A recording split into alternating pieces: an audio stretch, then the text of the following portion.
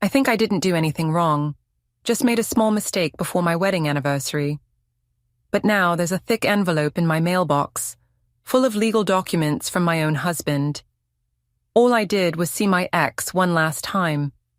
How could that ruin everything? Evening sunlight slanted through the kitchen as Nate worked beside Maya, their heads bent over math problems and spreadsheets. Tomorrow was our 7th anniversary, but he hadn't even looked up when I reminded him about the vow renewal. He murmured, attention fixed on numbers and our daughter. I felt invisible. Later, in our bedroom, I called Layla and confessed how distant he'd become. She told me to talk to him, that marriages had phases, but her reassurance felt hollow. Then a text lit up my phone. Sebastian here. In town for a conference. Want to catch up? My college ex, the one who once made me feel alive. I should have ignored it, but instead I wrote back. Coffee sounds nice. Nate passed by, tired, talking about work deadlines. I smiled, pretending everything was fine, and saved Sebastian's number under Sam Yoga Studio. Just coffee, I told myself. Just an hour with someone who still remembered me before I disappeared inside my own marriage. Mummy, are you and Daddy going to wear fancy clothes today? Maya asked over her cereal, her dark eyes, so much like Nate's, bright with curiosity. Yes, sweetheart. Remember, today is our special anniversary ceremony. Like a wedding? Sort of like a wedding, I said, braiding her long hair.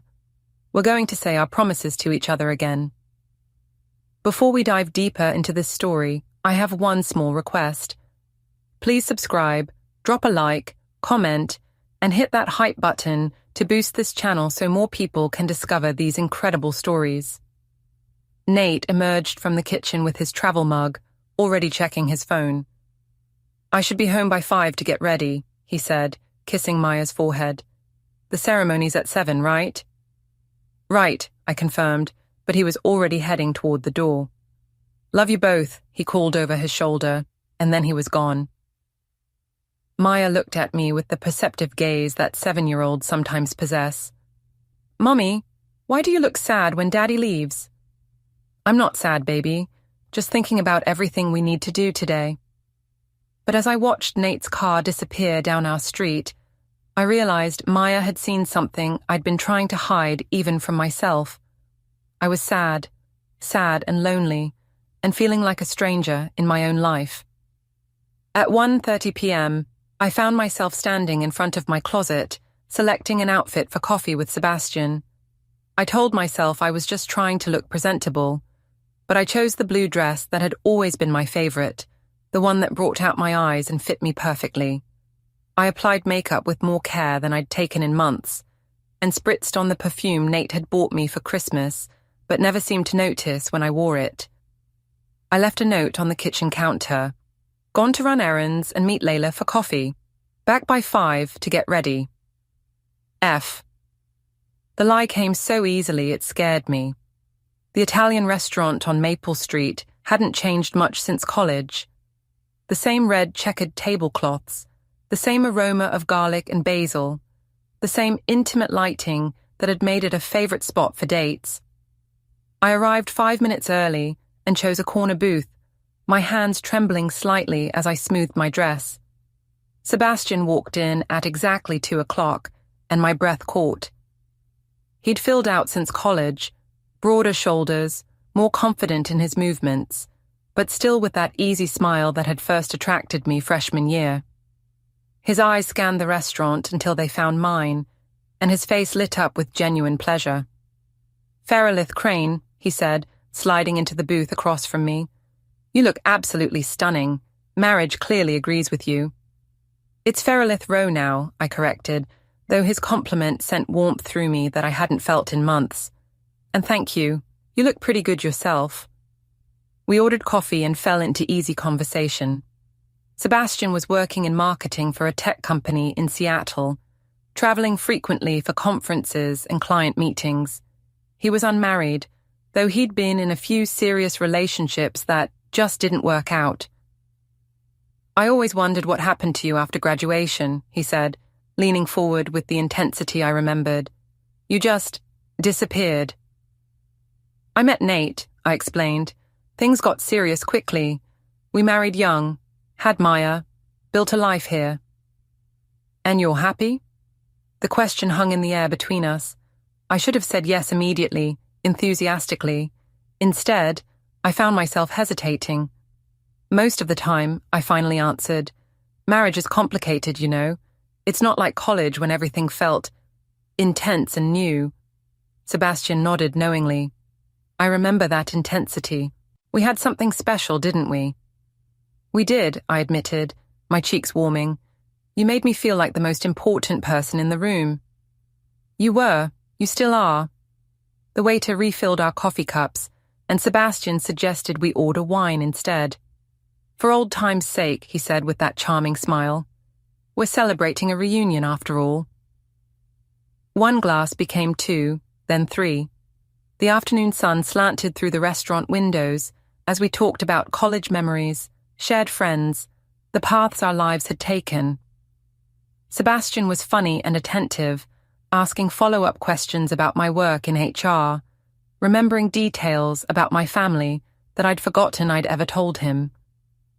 I can't believe you remember that story about my sister Tessa, I laughed, feeling lighter than I had in months. I remember everything about you, Fer. That's what you don't understand. You were never forgettable. The way he said my old nickname, the way he looked at me like I was fascinating, it was intoxicating. When was the last time Nate had looked at me like that? When was the last time anyone had made me feel special, desired, worth their complete attention? I should probably go, I said, glancing at my phone. It was already 4:30, and I had several missed calls from Layla. Tonight is our vow renewal ceremony. Right, Sebastian said, his expression shifting. Your anniversary. Are you happy, Feralith? Really happy? The wine had loosened my tongue, and before I could stop myself, I was telling him everything. How distant Nate had become, how he prioritized work and Maya over our relationship, how invisible I felt in my own marriage. You deserve better than that, Sebastian said quietly. You deserve someone who sees you, who appreciates what an amazing woman you are. I used to think Nate saw me that way. Maybe he did once, but people change. Sometimes they stop appreciating what they have. Sebastian reached across the table and covered my hand with his. The contact sent electricity up my arm. Come back to my hotel, he said softly. Just for a little while. We can keep talking, catch up properly. I've missed you so much, Fer. I should have said no. I should have pulled my hand away, paid my portion of the check, and gone home to prepare for my vow renewal ceremony. Instead, I found myself nodding. Just for a little while, I whispered. Sebastian's hotel was downtown, a sleek modern building with floor-to-ceiling windows and minimalist decor. His room was on the 15th floor, with a view of the city I'd lived in my entire adult life, but rarely saw from this perspective. It's beautiful, I said, standing at the window, with a fresh glass of wine from the minibar. Not as beautiful as you, Sebastian said, coming to stand behind me. I could feel the warmth of his body, smell his cologne, different from what he'd worn in college, more expensive and sophisticated. Sebastian, I started, but I didn't know how to finish the sentence. I know, he said softly. I know you're married. I know tonight is important, but I also know that you're not happy, and that breaks my heart because you deserve everything good in this world. He turned me around to face him, his hands gentle on my shoulders. I never stopped thinking about you, you know. About us, about what we could have been. We were so young, I whispered. We were, but what we felt was real. This is real. When he kissed me, it was like being 21 again, like being the center of someone's universe, desired and cherished and important. I kissed him back, my hands fisting in his shirt, 8 years of marriage and responsibility, and feeling invisible, melting away. The next thing I clearly remembered was waking up in Sebastian's bed as dawn light crept through the hotel room curtains. My head was pounding from the wine, and it took several seconds for the reality of where I was, what I'd done, to sink in. Sebastian was still asleep beside me, one arm draped across my waist. I carefully extracted myself from his embrace and gathered my scattered clothes, dressing quietly in the bathroom. My reflection in the mirror looked like a stranger. Hair mussed, makeup smeared, eyes wide with panic. What had I done? I found a hotel notepad and scribbled a quick message. Had to go. Thank you for yesterday. Please don't contact me again. I left it on the nightstand and slipped out of the room, taking the stairs instead of risking the elevator. The drive home was a blur of self-recrimination and desperate planning. I would shower, get ready for the ceremony, and pretend none of this had happened. It was one mistake, one moment of weakness that no one would ever know about. Nate would never have to know. Maya would never have to know. I could bury this secret and move forward with my marriage, maybe even use the guilt as motivation to try harder with Nate. We could renew our vows tonight and mean it, start fresh, reconnect the way we used to be. But as I pulled into our driveway and saw Nate's car already there, he'd come home early to prepare for our ceremony, the weight of what I'd done hit me like a physical blow. I sat in my car for several minutes, trying to compose myself, trying to become the wife and mother I was supposed to be. When I finally walked through our front door, Nate was in the kitchen with Maya, helping her with an art project while something delicious-smelling simmered on the stove. "Mommy!" Maya ran to hug me, and I held her tight, breathing in her familiar scent of strawberry shampoo and playground dust. "How was coffee with Layla?" Nate asked, looking up from Maya's drawing. "Fine," I said quickly. "Good, we just caught up." He nodded, already turning back to Maya's artwork. "Layla called looking for you around 5. I told her you must have stepped out for errands." My blood ran cold. "She called here?" "Yeah, seemed confused. Said she'd been trying to reach you all afternoon." I forced a laugh. "Oh, you know how she is. Probably wanted to change our plans last minute. I'll call her back later." "Mummy, look what I made for your special day." Maya held up a drawing of our family, stick figures holding hands under a rainbow, with "Happy Anniversary" written in careful 7-year-old letters across the top. "It's beautiful, sweetheart," I said, my voice catching. The guilt was overwhelming, a physical weight in my chest. "Are you okay?" Nate asked, finally giving me his full attention.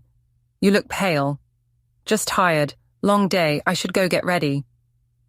In our bedroom, I stripped off the blue dress and shoved it to the back of the closet. In the shower, I scrubbed my skin until it was red, trying to wash away the evidence of my betrayal. But I couldn't wash away the memory of Sebastian's hands, his voice telling me I deserved better, the way he'd looked at me like I was precious. As I applied fresh makeup for our vow renewal ceremony, I caught sight of myself in the mirror and made a promise. This would never happen again. It was one mistake, one moment of weakness, and I would spend the rest of my marriage making up for it. But even as I made that vow to myself, I couldn't shake the feeling that everything had changed, that I had changed, and that secrets this big had a way of refusing to stay buried. The vow renewal ceremony went off without a hitch. I smiled for photos, recited the words we'd written together, and accepted congratulations from our families and friends.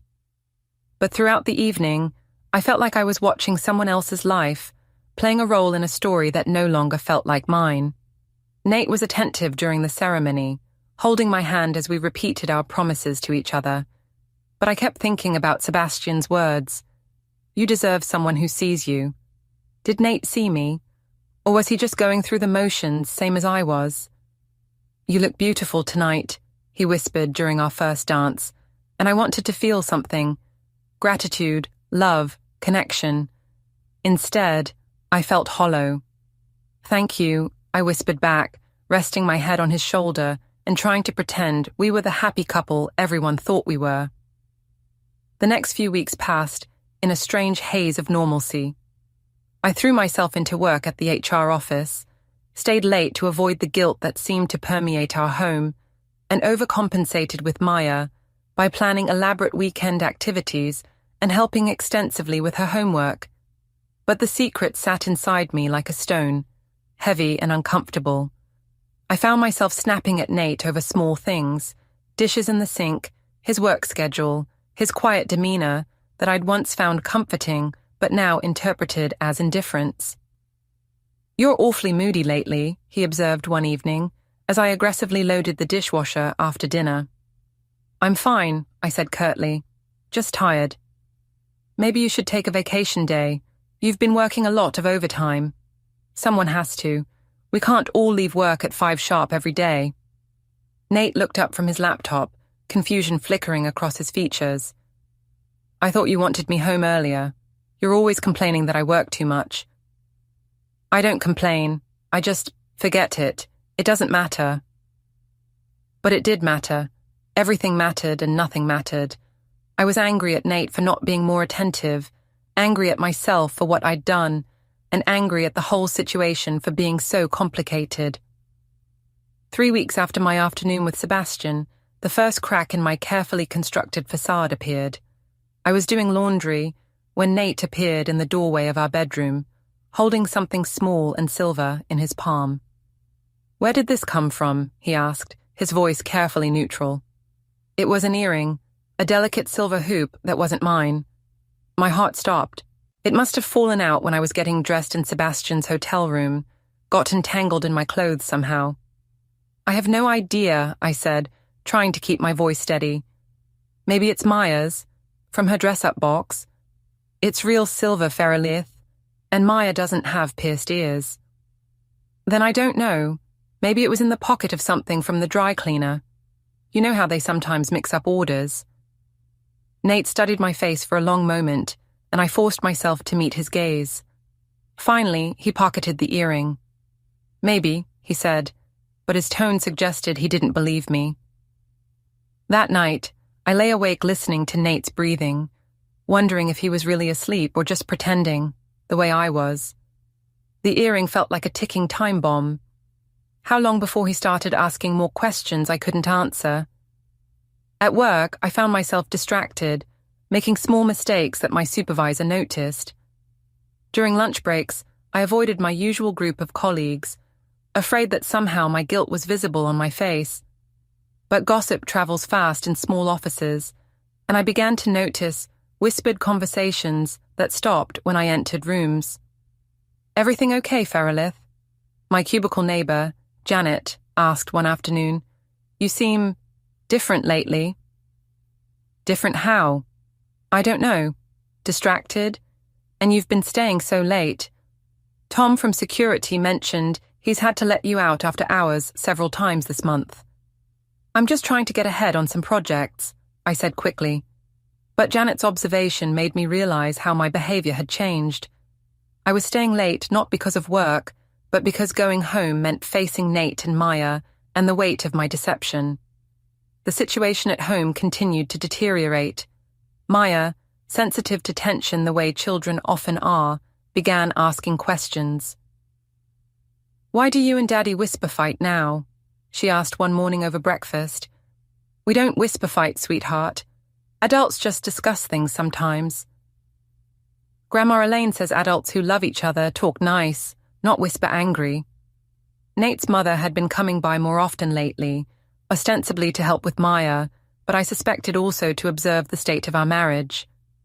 Elaine had always been polite to me, but I sensed a new coolness in her interactions, a watchfulness that made me uncomfortable. "Your grandmother says a lot of things," I replied, immediately regretting the sharp tone. Maya's eyes filled with tears. "Are you mad at me, Mommy?" "No, baby, I'm not mad at you. I'm sorry. Mommy's just tired." But I was mad. At myself, at the situation, at Nate for his growing suspicion, at everyone and everything that made me feel trapped and guilty and defensive. The breaking point came on a Thursday evening, 6 weeks after my encounter with Sebastian. I was preparing dinner when my phone buzzed with a text from an unknown number. My blood ran cold when I read it. "I can't stop thinking about our afternoon together."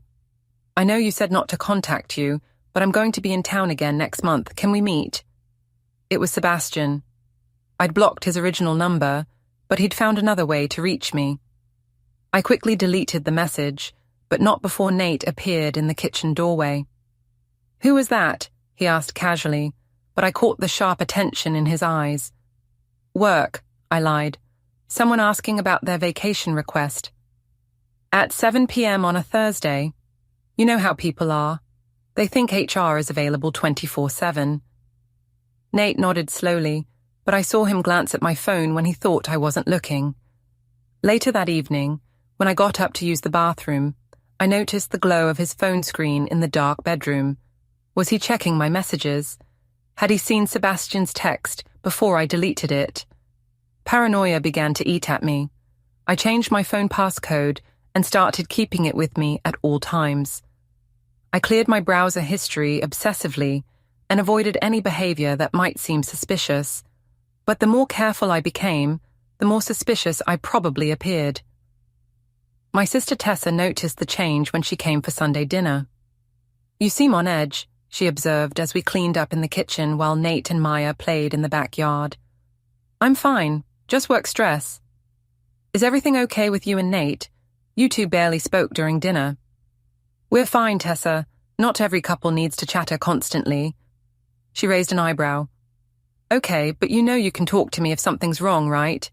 I mean, if you need someone to listen. There's nothing to talk about, I said firmly. Everything is fine. But even as I said it, I knew it wasn't true. Nothing was fine. My marriage felt like a house of cards, and I was terrified that any wrong move would bring it all crashing down. The next morning, I found Nate in his study before work, not reading financial reports as usual, but looking at something on his phone with intense concentration. When he saw me, he quickly closed the screen. Morning, he said, his voice carefully neutral. Coffee's ready. Thanks. What were you looking at?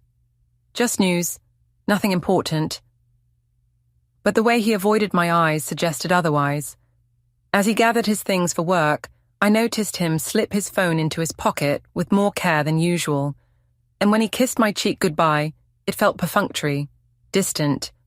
After he left, I sat at our kitchen table with my coffee, staring out at the backyard, where Maya's swing set stood empty in the morning light. Everything looked the same as it had 2 months ago, but nothing felt the same. The secret I'd thought I could bury was poisoning everything it touched, and I was starting to realize that some mistakes are too big to hide forever. My phone buzzed with another message from the unknown number. I know you saw my text yesterday. I'm not going away, Fur. What we had was too special to ignore. This time, I turned off my phone entirely and shoved it in a drawer. But I had the sinking feeling that Sebastian, and the truth, wouldn't be so easily silenced. The family dinner at my parents' house the following Sunday was supposed to be a celebration of my father's birthday, but it quickly became an interrogation. I could feel the weight of everyone's attention as soon as Nate, Maya, and I walked through the front door. My father, Martin, embraced me with his usual warmth, but I caught the concerned look he exchanged with my mother over my head. Tessa was already there with her boyfriend, and she watched me with the sharp attention of someone who suspected secrets. Ferelith looks tired, my mother announced to the room, as if I weren't standing right there. Are you getting enough sleep, honey? I'm fine, Mum, just busy with work. Maybe too busy, Nate said quietly, settling Maya at the children's table with her cousins. She's been staying late at the office almost every night.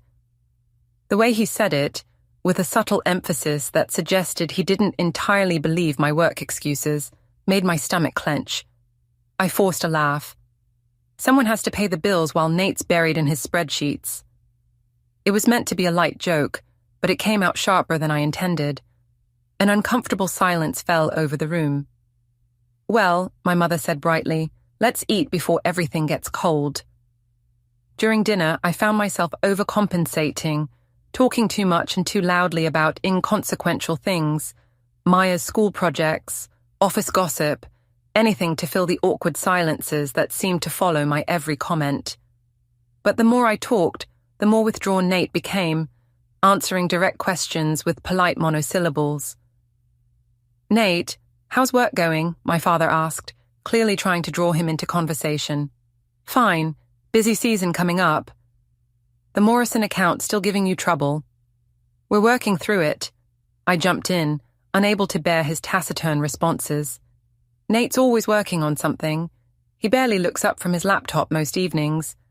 I sometimes wonder if he'd notice if Maya and I disappeared entirely. The joke fell flat. Maya looked up from her plate with worried eyes, and Nate's jaw tightened almost imperceptibly. "I'm sure Nate's just dedicated to providing for his family," my mother said diplomatically. "Oh, he's dedicated to something," I muttered, then immediately regretted it when I saw the hurt flash across Nate's face. After dinner, while the men watched football and Maya played with her cousins, Tessa cornered me in the kitchen. "Okay, what's really going on?" she demanded, drying dishes with aggressive efficiency. "Nothing's going on. Why does everyone keep asking me that?" "Because you're acting weird, Ferelith. You're defensive and snappy, and you just threw your husband under the bus in front of the whole family." "I didn't throw him under the bus, things have been tense lately." "Tense how? Is Nate having an affair?" The question hit me like a slap. "What? No, of course not. Nate would never—" "Then what? Because something is clearly wrong, and if you don't talk to someone, it's going to get worse." I wanted to confide in her.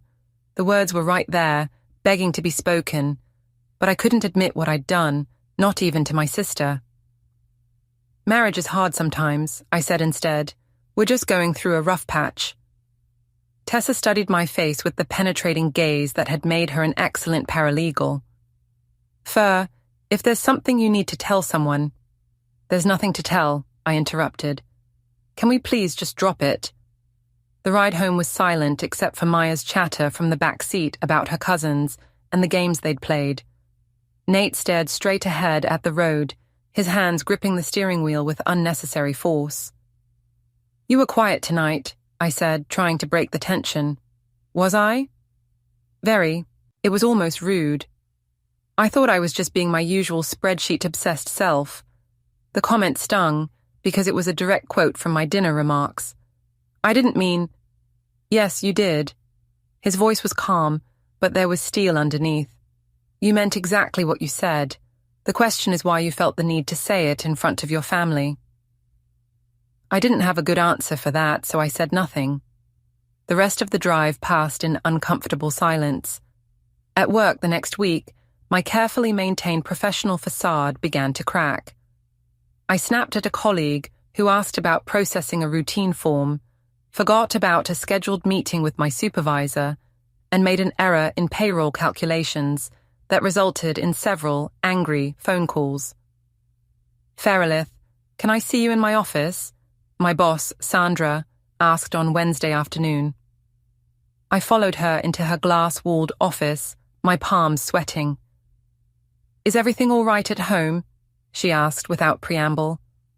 "Your work has been inconsistent lately, and several people have mentioned that you seem distracted." "I'm fine, just some family stress. It won't happen again." "I hope not. You're usually one of our most reliable employees, but I can't have mistakes in payroll. That affects everyone." "I understand. I'll be more careful." But being more careful at work meant I had less energy to maintain the pretense at home. I found myself picking fights with Nate over increasingly trivial things: the way he loaded the dishwasher, his habit of checking his phone during dinner, his failure to notice when I changed my hair. "What do you want from me, Ferelith?" he finally asked after I criticized him for not complimenting my new blouse. "Nothing I do seems to be right anymore." "I want you to notice me," I said, the words coming out more desperate than I intended. "I want you to see me as more than just Maya's mother or the person who handles the household logistics." "I do see you." "No, you don't. You see through me. I could disappear tomorrow and you'd probably be relieved." "That's not true." "Isn't it? When was the last time we had a real conversation? When was the last time you asked me about my day and actually listened to the answer?" Nate was quiet for a long moment. When was the last time you gave me an honest answer about your day? The question hung between us like a challenge. I opened my mouth to respond, then closed it again. Because he was right, I hadn't been honest about anything in months. I don't know what you mean, I said finally. Don't you? There was something in his tone that made my blood run cold. A certainty, as if he knew something I didn't realize he knew. Nate, if you have something to say. Daddy, Mommy, why are you arguing again? Maya appeared in the kitchen doorway, her favorite stuffed animal clutched against her chest. We're not arguing, sweetheart, Nate said immediately, his voice gentle. We're just talking. It sounds like arguing. Mrs. Peterson at school says when grown-ups talk loud and angry, that's arguing. I knelt down to Maya's level, guilt washing over me. I'm sorry if we scared you, baby. Sometimes grown-ups disagree about things, but that doesn't mean we don't love each other. But even as I said the words, I wondered if they were true. Did Nate and I still love each other? Or were we just going through the motions for Maya's sake?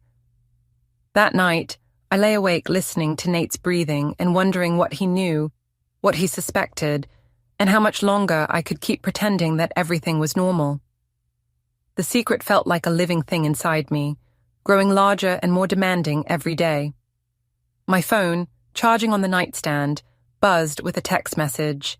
I grabbed it quickly, hoping not to wake Nate, and my heart stopped when I saw Sebastian's name on the screen. I'll be in town next weekend. We need to talk. I deleted the message immediately, but when I looked up, Nate was watching me in the darkness. Work emergency? He asked, his voice carefully neutral. Just spam. Wrong number. At midnight? You know how it is. People don't pay attention to time zones. Nate didn't respond, but I could feel his eyes on me in the dark. When I finally fell asleep hours later, I dreamed of drowning in secrets, of trying to swim to the surface while invisible hands pulled me down into the depths. The next morning, I found an envelope on the kitchen table addressed to me in Nate's precise handwriting. Inside was a single sheet of paper with a phone number and a name. Margaret Chen, attorney at law. What is this? I asked when Nate came downstairs, already dressed for work. I think you know what it is. I have no idea what you're talking about. He looked at me for a long moment, and I saw something I'd never seen in his eyes before. Disappointment so profound it was almost pity. When you're ready to tell me the truth, he said quietly, I'll be ready to listen, but I won't keep pretending that everything is fine when we both know it isn't. He kissed Maya goodbye, nodded to me, and left for work. I stood in our kitchen, holding the lawyer's business card, and realized that my carefully constructed world was about to come crashing down around me. The envelope came on a Tuesday morning, heavy with finality. Inside were the papers that ended my marriage, Nate's petition for separation, custody requests, and a mountain of evidence proving everything I'd tried to hide. Screenshots, receipts, hotel records, even my missing earring. He'd known for weeks. When Layla called, her voice was sharp with betrayal. She'd told Nate's lawyer the truth, and just like that, I'd lost her too.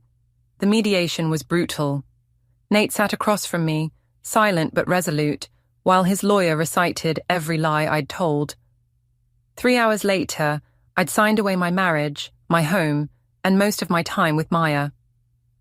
My father came that evening, tired and disappointed. I told him I'd made one mistake, but he corrected me. It wasn't one, it was a pattern. Lies stacked so high they crushed everything underneath. That night, I packed Maya's things, found her journal, and read her words. Mommy and Daddy are getting divorced because Mommy lied. I held it to my chest and cried until morning, finally understanding that I hadn't just broken my marriage, I'd broken my family. 6 months later, I sat in my small apartment reading the final custody order. Supervised visits were over, but Nate kept primary custody. I'd see Maya every other weekend and one night a week, more than I feared, less than I hoped. The place was simple, furnished from discount stores, with a small purple room waiting for her brief stays. The divorce was finalized, our house sold, my career reduced, and my reputation scarred. My family spoke to me again, though the warmth was gone. Maya was polite but distant, thriving with Nate and his new partner, while I tried to rebuild a life from the wreckage. Even my friends kept their distance. Trust once broken was hard to regain. I worked, went to therapy, and faced each day with quiet remorse. One evening, I found a letter from Maya, just a crayon drawing of two stick figures under a rainbow with, "I love you, Mommy." I pressed it to my chest and cried, realizing that even after everything, her love still existed. It wasn't redemption, but it was reason enough to keep trying. Don't forget to hit like, subscribe, and turn on the bell so you don't miss the next story. Write in the comments from which city you are watching.